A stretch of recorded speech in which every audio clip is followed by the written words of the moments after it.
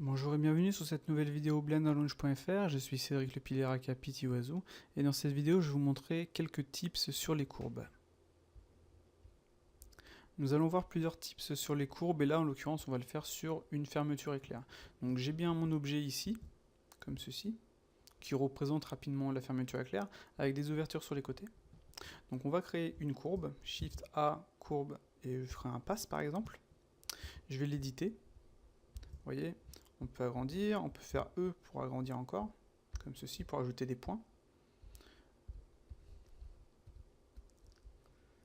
On va faire ça. Voilà.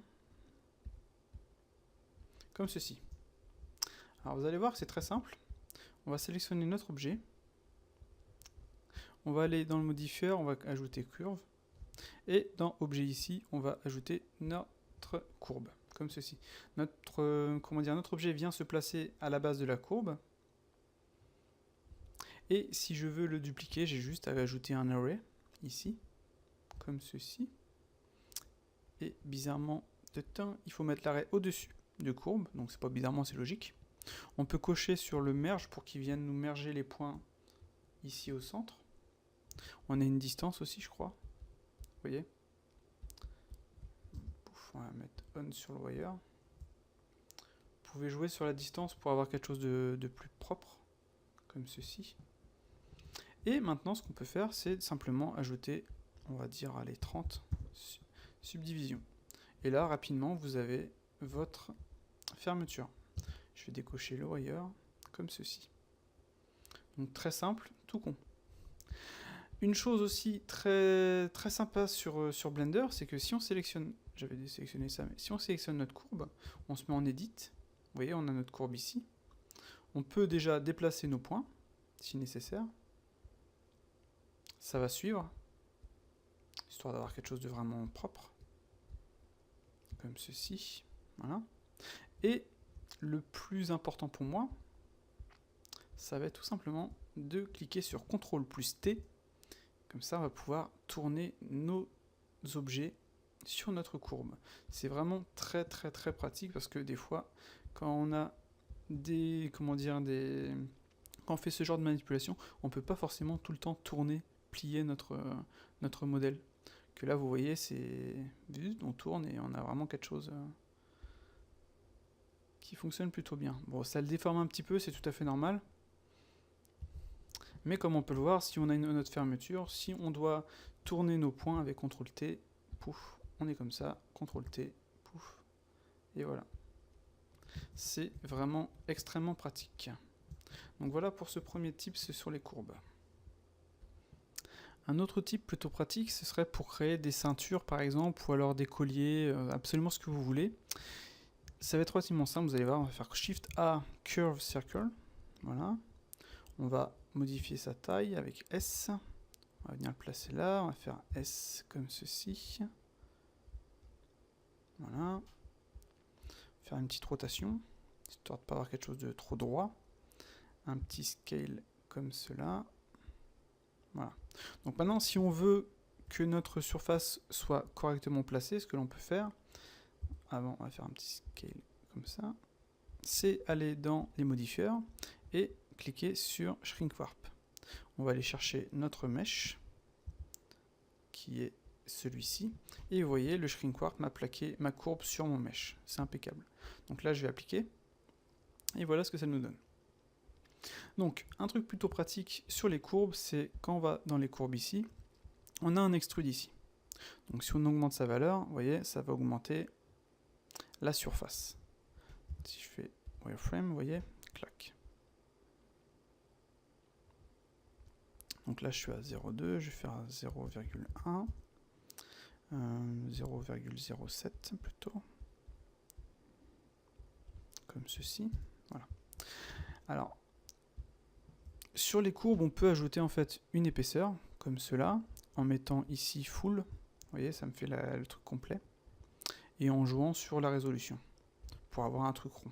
Donc soit vous partez directement là-dessus pour avoir un truc rond, nickel, en fonction de ce que vous avez à faire, soit vous faites comme moi, vous laissez ceci tel quel, et on ajoute simplement un Solidify, comme ceci, en modifiant l'épaisseur.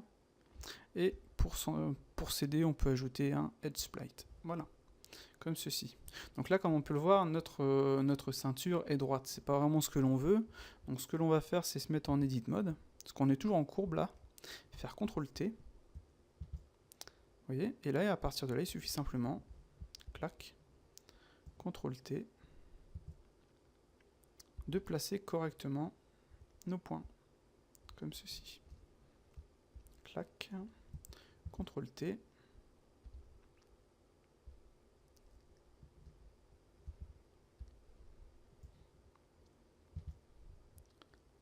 Donc là, comme on peut le voir, on gagne un temps fou par rapport à... Enfin, si on devait le faire à la main, etc., placer les points, tout faire en polygone, là on a vraiment tout de suite quelque chose de nickel. Voilà, plutôt sympathique. Donc après, si on veut ajouter un bevel, on va convertir ça en polygone. Donc on fait Alt-C et on fait Mesh from Curve, voilà. Donc à savoir, c'est que quand on va dans Edit Mode, on va se mettre en mode Vertex. On a, vous voyez, les points ne sont pas soudés. Donc on va faire A, 2 fois, et on va faire un Remove Double. Donc ici, vous voyez, il m'a supprimé 192 vertices. Donc on va se mettre en Edge, on va sélectionner nos edges ici, comme ceci, et on va faire un petit bevel. Soit on descend un petit peu notre truc comme ceci, pour avoir vraiment quelque chose de sympa, et après on fait un petit bevel, mais je vais sélectionner l'entièreté, enfin les autres bevels. Pour vérifier, je fais ça, ou alors je clique ici, tout simplement, vous voyez, clac. Voilà, et là je fais CTRL B, oups là, un plus petit. J'ai du mal avec la sensibilité de mon stylet déconne un petit peu. Je fais un petit plus, et là j'ajoute des subdivisions. Normalement avec Shift ça va plus doucement, ou CTRL, non c'est Shift, voilà. Comme ceci. Sinon bah, je fais F6, tout simplement, et je modifie la valeur. Comme les subdivisions. Voilà. Donc là on a quelque chose de clean, on va faire un smooth, voilà. Et on a une ceinture faite très rapidement, comme on le voudrait. Donc on peut faire la même chose pour des brassards, pour un collier, etc. etc., etc. quoi. Donc voici pour ce second tips sur les courbes. Imaginons maintenant que vous vouliez ajouter des coutures sur vos modèles. Donc soit vous les faites en map, soit vous les faites en mode. Donc là je vais vous montrer en mode avec les curves, comme on a vu précédemment avec la fermeture. Donc vous allez créer votre, votre couture, une seule, c'est amplement suffisant. Le pivot n'est pas au centre pour que la couture rentre dans le mesh, histoire qu'elle ne soit pas à l'extérieur, entre guillemets. Un peu comme ça en fait, dans le même principe. Donc ce que l'on va faire, c'est qu'on va ajouter une couture tout du long sur ce mesh là. Donc on va faire Shift A, Curve, Circle. Voilà. On va faire un petit S. Comme ceci, ensuite un petit S comme cela. On va se mettre en vue de côté. On va faire une petite rotation. On va venir le placer plutôt ici. Donc ce qu'on peut faire, c'est sélectionner les deux et appuyer sur le slash au-dessus du pavé numérique. Comme ça, on va pouvoir n'afficher que ces deux-là. On va faire une petite rotation comme ceci. Voilà. Un petit scale comme ceci. Voilà. Ce que l'on va faire, c'est que si on regarde bien en Edit Mode, on a très peu de points. Donc on va subdiviser tout ça. Donc on vérifie bien qu'on a tout sélectionné A. On va dans Curve, on va dans Segment et Subdivision. Voilà. Ça va nous ajouter des points. Je pense que ça devrait suffire. Donc à partir de là, ce qu'on va faire, c'est qu'on va faire un Shrink Warp. Encore une fois. On va aller sélectionner notre modèle. Voilà. Et on va l'appliquer. Voilà. Donc, quoique j'aurais peut-être dû ajouter une subdivision encore. On va rajouter une subdivision. Et on va recommencer. Segment, Subdivide. Objet. Shrink Warp. Sélectionne notre modèle. Comme ceci. Et on applique. Voilà. Donc c'est, je pense, suffisant, mais on pourra modifier la courbe par la suite si nécessaire. Donc, une fois que l'on a fait ceci, on va sélectionner notre objet, qui va nous servir en fait pour les coutures. On va aller dans Modifier, on va faire Curve. On va aller chercher notre courbe, telle qu'elle. Donc, on fait bien attention à ce que notre courbe on fait un CTRL A, location, CTRL A, rotation and scale, voilà, tel quel. On va diminuer la taille de notre, comment dire, de notre couture. Donc, on peut le faire ici, mais comme son pivot est ici, vous voyez, ça va être embêtant. On va cliquer comme ceci, on va faire un petit scale. Ça devrait suffire. On va recliquer sur l'œil et on va voir que notre objet est déjà un peu plus gros, enfin plus petit. Donc on va ajouter un array, voilà, avec des subdivisions. Donc on va en mettre 10 pour voir déjà. Voilà, il m'a mis 11, on va le mettre au-dessus. Et on voit que notre truc est là. Donc on peut dans l'array modifier la distance, telle quelle. On va en ajouter plus, histoire que ça aille jusqu'au bout. Voilà. Et on va modifier la distance pour 11.25, 11.29, histoire d'avoir un truc homogène. Donc 28.5. Voilà. Et maintenant, ce qu'il nous reste à faire, c'est sélectionner notre courbe, se mettre en Edit Mode, et faire un petit CTRL T. Vous voyez, tel quel.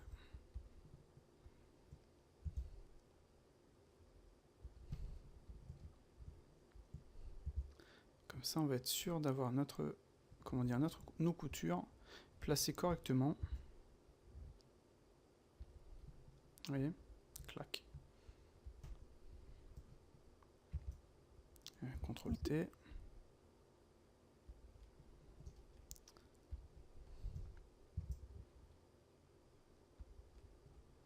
Je vais juste le faire sur la partie devant pour vous montrer par la suite. Ça sert à rien que j'aille plus loin. C'était juste pour vous montrer. CTRL T. Et hop là. Voilà. Et là, on voit directement, si on cache la courbe, qu'on a nos coutures faites nickel, quoi. Par contre, le truc bizarre, c'est que la longueur de la couture n'est pas aussi longue. Enfin, la couture n'est pas aussi longue que celle du bas. Peut-être parce qu'il aurait fallu. On va cacher l'arrêt, on va cacher l'autre. On va faire un CTRL A, location, CTRL A, rotation and scale. On va réactiver les deux. Et ça me fait la même chose. Donc si je fais ceci, si je fais S, comme ceci pour voir, c'est déjà mieux. Voilà. Donc peut-être qu'il y a un truc sur le... Comment dire? Ouais, c'est bizarre, ça ne m'avait jamais fait ça. Enfin bref, vous pouvez le voir comme ça directement, si je fais un petit CTRL 1 par exemple, pour lisser, si je fais A, j'ai quelque chose de nickel. Donc là je l'ai mis en très gros, mais vous pouvez le faire en plus petit pour faire vraiment des coutures. Vous pouvez faire ça avec plusieurs types de coutures différents, vous n'êtes pas coincé sur ça, vous faites absolument ce que vous voulez, quoi. Et comme on peut tourner les objets par rapport aux courbes, ça nous permet d'avoir vraiment quelque chose de nickel, quoi. Donc voilà pour cette petite astuce. Dernière petite astuce avec les courbes pour jouer avec rapidos, on peut faire un Shift A on va faire un circle, on va augmenter sa taille comme ceci. Donc ça c'était sur un tuto qu'on avait déjà vu, c'était de l'anglais, donc je vous le mets rapidos ici. Donc pareil, on va en faire un deuxième, circle ici. On va faire un petit S, Shift D, S, Shift D. On va le mettre ici, comme ceci. Comme ça. On va faire une petite rotation au Z. Voilà. C'est vraiment pour jouer, quoi. Donc ce qu'on peut faire, c'est combiner le tout, CTRL J. Voilà. Ensuite, aller dans les préférences ici, on va cocher cette fois-ci 2D. Comme ça, vous voyez. Et donc si je modifie, vous voyez, ma courbe, je vais mettre en vue de 7, ce sera plus facile.